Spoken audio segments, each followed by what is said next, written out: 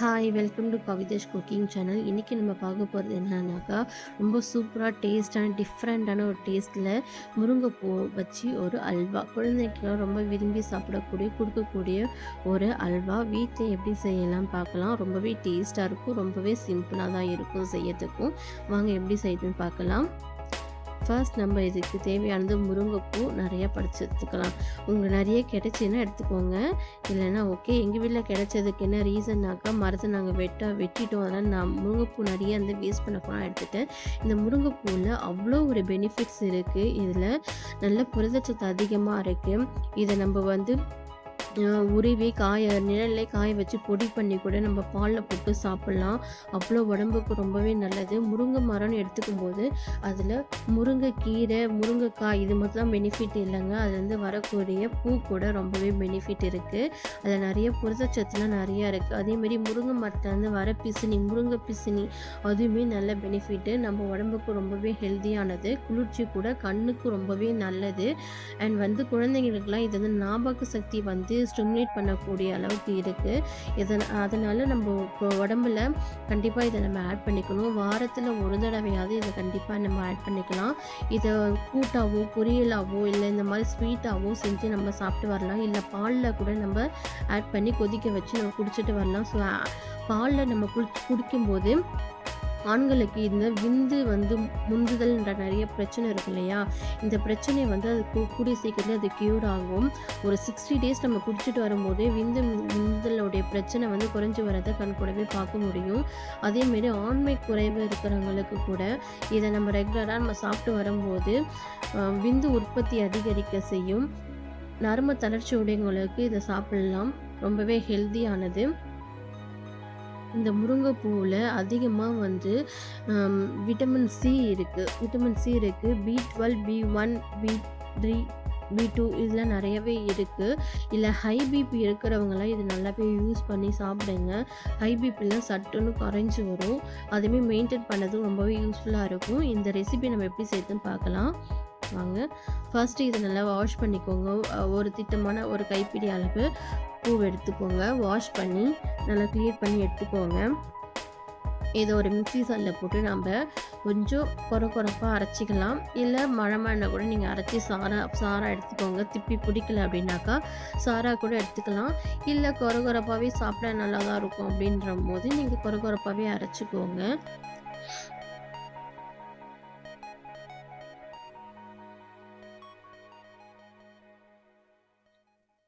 பார்த்தீங்கன்னா தெரியும். இப்போ நான் வந்து கொரப்பாக தான் அரைச்சிருக்கேன். இந்த பூ நான் அதிகமாக வந்து ஆட் பண்ணோன்னாக்க ஒரு மாதிரி பச்சை ஸ்மெல்லு வரும், சாப்பிட பிடிக்காது. ஆனால் திட்டமான அளவு மட்டும் நீங்கள் ஆட் பண்ணிக்கோங்க.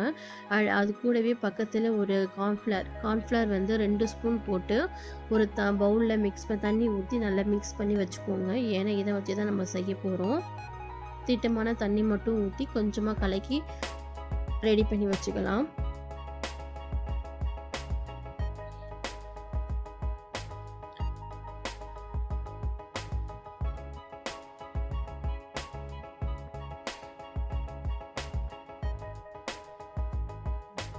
இப்போ ஒரு கடாய் எடுத்துக்கலாம். கடாயில் 1 ஸ்பூன் அளவுக்கு நெய் சேர்த்துக்கலாம். ஏன்னா இடையில நம்ம நெய் சேர்ப்போம், அதனால இப்போ ஸ்டார்டிங்கில் கம்மியாக சேர்த்துக்கலாம். இப்போ அரைச்சி வச்சுருந்த விழுதை எடுத்து நம்ம ஆட் பண்ணி கொஞ்சம் நேரம் நல்லா கலக்கி விடுங்க. கலக்கி விட்டுட்டு அதை அலசி கொஞ்சம் தண்ணியும் சேர்த்துக்கோங்க. நல்லா கலக்கி விடும்போது கொஞ்சம் நேரம் வெந்து வரட்டும். முருங்கைப்பூ நல்லா சாஃப்டாக நல்லா வெந்து வரட்டும். அப்போ தான் அதனுடைய பச்சை ஸ்மெல்லாம் கொஞ்சம் நல்லா போகும். ரொம்ப வேகலை அப்படின்னாக்கா ஒரு பச்சை ஸ்மெல் இருந்தால் நல்லாவே இருக்காது சாப்பிட்றதுக்காக. இப்போ நல்லா சுண்டி வந்துச்சு, தண்ணிலாம் வந்து சுண்டி வெந்துடுச்சு. இப்போ வந்து கார்ன்ஃப்ளவர் நம்ம கரைச்சி வச்சோம் இல்லையா, அதை வந்து நம்ம ஆட் பண்ணி கைவிடாமல் கலந்து வருவோம். கார்ன்ஃப்ளவர் ஆட் பண்ணும்போது சீக்கிரமாகவே திக்னஸ் கொண்டு வந்துடும். அதனால் கைவிடாமல் கொஞ்சம் நேரம் நீங்கள் கலங்கி விட்டுட்டே இருங்க. இதுக்கு ஃபுட் கலர் எதுவுமே நம்ம ஆட் பண்ண வேண்டிய அவசியம் இல்லை. ஏன்னா அதில் முருங்கைப்பூவுடைய கலரே நல்ல ஒரு க்ரீன் கலர் நல்லா கொடுக்கும்.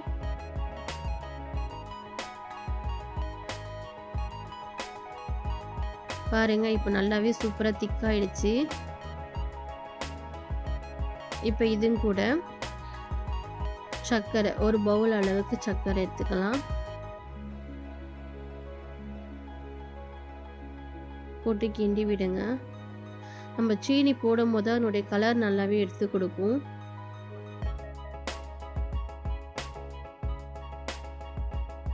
இதுக்கு அவ்வளவா நெய் தேவைப்படாது. உங்களுக்கு தேவைப்பட்டதுன்னா நீங்க போட்டுக்கோங்க. இடையில நான் நெய் போட்டேன். ஆனா அத காமிக்க முடியல. இது நல்லாவே இப்படியே கொதிக்கட்டும். கொதிச்சு அதுவே அழகா சுருண்டி வரும் நல்லா. பாருங்க பேன்ல படாத அளவுக்கு நல்லா சுருண்டி சுருண்டி வர மாரி இருக்குல்ல. இந்த ஸ்டேஜ்ல வந்து நம்ம நட்ஸ் எல்லாம் வந்து போட்டுக்கலாம். உங்களுக்கு என்னென்ன நட்ஸ் இருக்கோ அது எல்லாமே நீங்க தேவையானத நீங்க போட்டுக்கோங்க. போட்டு நல்லா கிண்டி விடுங்க. பார்த்தீங்கன்னா நல்லாவே தெரியும். நல்லா அல்வா பதத்துக்கு பெரண்டு வர ஆரம்பிச்சுருச்சு.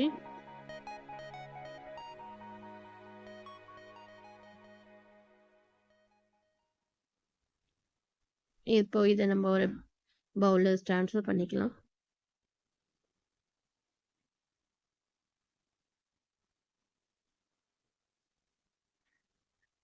இப்ப பார்த்தீங்கன்னா தெரியும். சூப்பரா ஒரு டேஸ்ட்டான ஒரு அல்வா ரெடி ஆயிடுச்சு.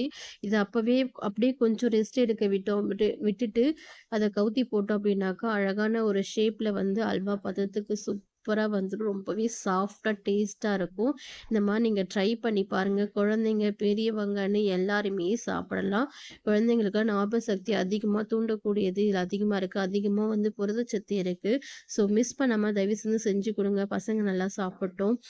இந்த வீடியோ புடிச்சிருந்தா நீங்க லைக் பண்ணுங்க, ஷேர் பண்ணுங்க. இந்த மாரி வீடியோ வேணும்னா என் சேனல் சப்ஸ்கிரைப் பண்ணுங்க. Thank you.